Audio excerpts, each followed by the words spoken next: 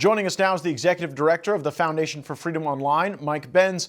Mike, I haven't shared this with you yet, but I was at the White House recently visiting with some of my friends, and they were talking about how in yesteryear you had the CIA and the deep state and elements of the legacy media functioning as a shadow government. And actually, in the Trump era, it's Mike Benz doing the amplification and the organizing and the terrific work on the outside. And so I wanted you to know your work is being appreciated at the highest levels of our government, but I do want to understand better what is going on with the release of these Epstein documents. It does not appear to be a client list. It appears to be really a phone book and flight logs, and I can't tell if there's anything in here that hasn't been in the public sphere before. What's been your reaction to the rollout of the day?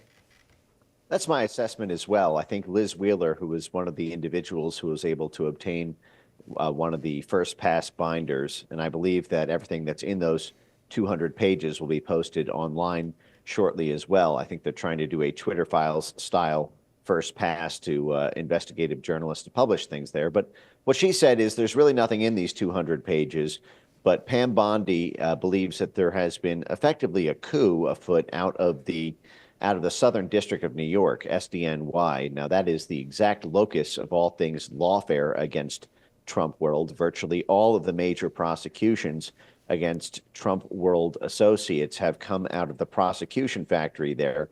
So it's no surprise that the FBI office at SDNY, which is the investigative arm of the Justice Department there, is playing games. Evidently, what Liz Wheeler published is that it's Pam Bondi's belief that there are thousands of pages of documents that were deliberately withheld. These include recordings. These include the actual client list, not, as you mentioned, the Nothing Burger Rolodex. Basically, it's be no surprise that Jeffrey Epstein would have the phone number of virtually every important person on Earth. But the fact is Maureen Comey was actually leading the Justice Department the FBI investigation and Justice Department investigation of Jeffrey Epstein in the lead up to his either assassination or suicide, depending on whether you have a brain function. I don't believe it was a suicide, and I know you don't either.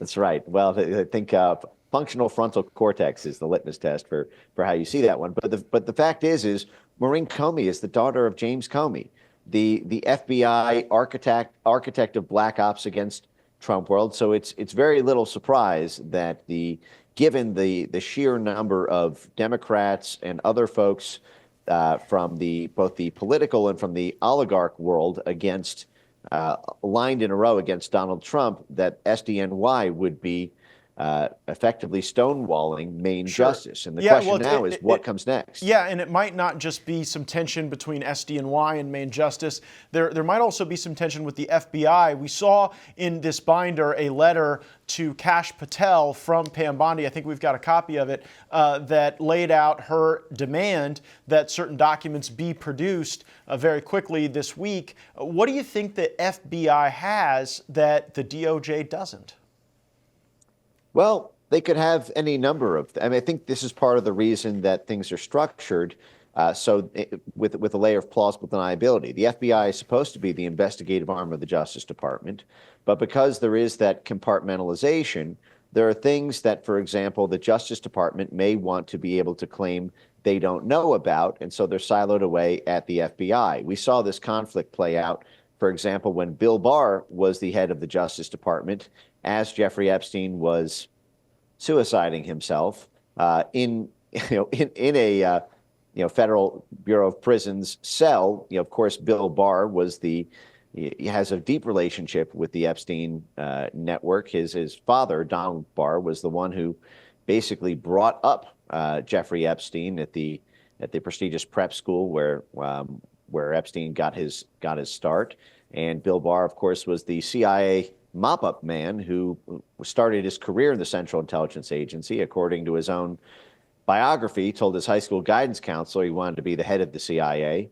He worked there for 7 years. The CIA put him through night law school, and then his first job was blocking congressional access to CIA documents during Iran-Contra.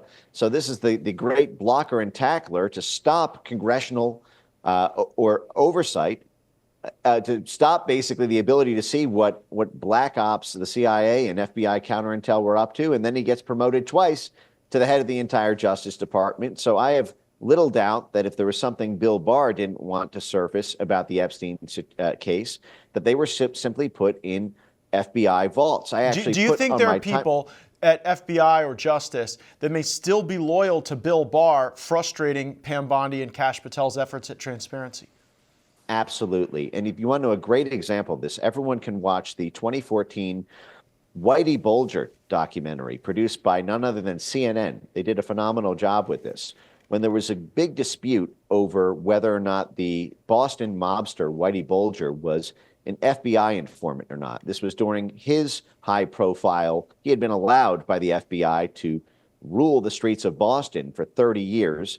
Of course, there's interesting connections between the Biden first family and the Bulger family as well. I'll leave that there. But the fact is there was a dispute about whether or not Whitey had been allowed to essentially control organized crime in Boston because of his relationship with the Boston FBI.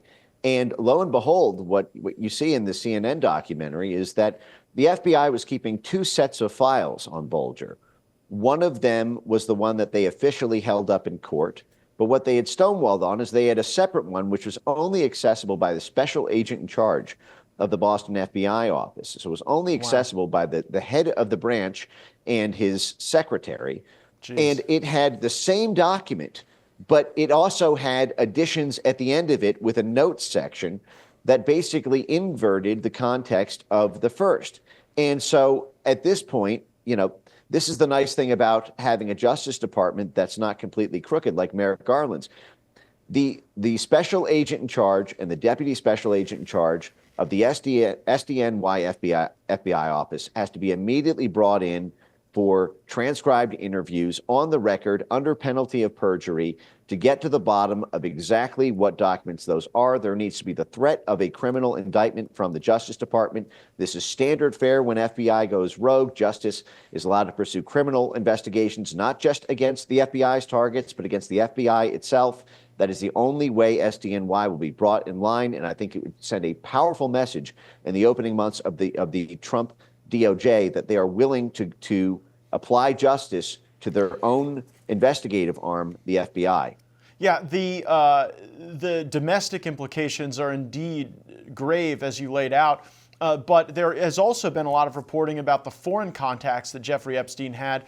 Do you think that there is a contingent in kind of the Bill Barr echelon of the Justice Department that is trying to frustrate release so that foreign governments aren't exposed for trying to compromise Americans in politics or academia or business? Absolutely. This is one of, every country has a lobby that has its own interests in protecting its own national reputation from scandal or its own oligarchs or individuals. Obviously, the Jeffrey Epstein story has tentacles that run through U.S. intelligence, through British intelligence, through Israeli intelligence. The network web is vast, but there has been this transatlantic partnership in the intelligence world between the Anglosphere, between U.S., U.K., Israel, maybe several other governments as well. The fact is Jeffrey Epstein, I think the former CIA agent John Kiriakou said it very well when he described Epstein as an access agent, essentially someone who is close to both politicians and major cultural figures and oligarchs on multiple continents. Yeah, based on my review of this, I'll just say it plainly. Jeffrey Epstein, I believe, in my opinion, was working for at least one foreign government, and his job was to get compromat, was to get people in compromising positions and then use that as leverage. And I base that opinion on how many times I've seen some of these governments do precisely this kind of stuff. But here, the victims and the tactics were just utterly incomprehensible. So phase one is what's printed on the outside of these binders passed around today. I'm hoping phase two is the evidence. And I worry that it might be destroyed. Do you think we get actual evidence of an actual client list in phase two? I think you don't get it without pressure. I think they're not going to give it up willingly. I think that, I always say the FBI is where evidence goes to die. They are professional evidence destroyers and have been for at least half a century at this point, because the FBI collects all the relevant evidence from everyone who owns a copy of every tape, the original versions of every document.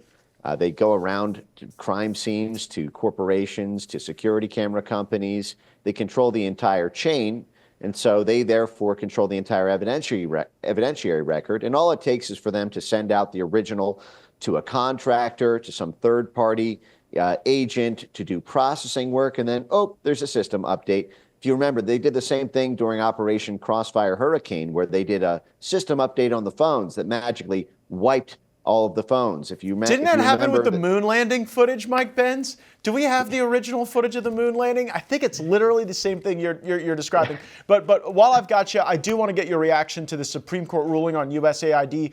You have really been covering the corruption there and the extent to which USAID is used as a veneer for some of the worst things that happen in the world. Now, the Supreme Court is not allowing a lower court to block the implementation of Trump's order to freeze the distribution of some of those grants. So would love your reaction to that. And also, Eli Crane had an amendment to cut USAID in half. And I voted for it, and 114 Republicans voted against Eli Crane and his amendment to bring some accountability to USAID. And what I would love your perspective on is what ought to happen to those 114 Republicans who voted to keep every dollar in USAID now that we're learning and exposing to the public all of its maladies.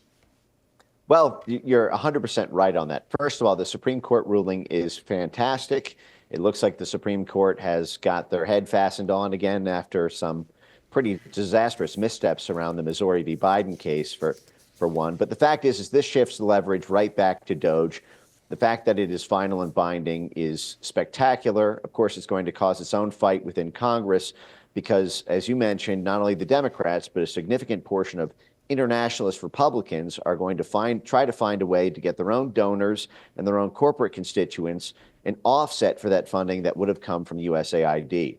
So whether that comes from other federal agencies, whether that comes from the new and beefed up State Department USAID function, whether or not they're forced to go abroad to NATO grant-making bodies or EU or UN grant-making bodies. But yes, this is a Republican Party problem as much as it is a Democrat one. So true. It was no less than John Bolton who held up his USAID hand grenade on Piers Morgan just 3 months ago. He said that was the parting gift from when he was in charge of policy and budget for USAID. Liz Cheney made her start at USAID. It goes on and on, whether directly or indirectly through their wives' foundations or their husbands' foundations or through their major corporate benefactors. And so, but the nice thing is Elon's entry into threats of primarying congressional Republicans, we saw that flexed during the CR fight, I think is making a major impact in changing the fundamental dynamics of Congress and how it votes. I think that is behind Tulsi's confirmation and Cash's confirmation. And I think that may be something that actually allows some of these congressional actions to. I'm not sure that, for example, Eli Crane's amendment would have gone the same way if you had had. No. It wouldn't today. They would vote for it today. I can tell you that right now. And you're right. Sometimes it takes a little bit of pressure, whether that's with SDNY or with the globalist Republicans who continue to vote for this stuff. If you want to see the future, follow Mike Benz on X. Thanks so much for being on the program and sharing your perspective. Thanks for your leadership, Matt.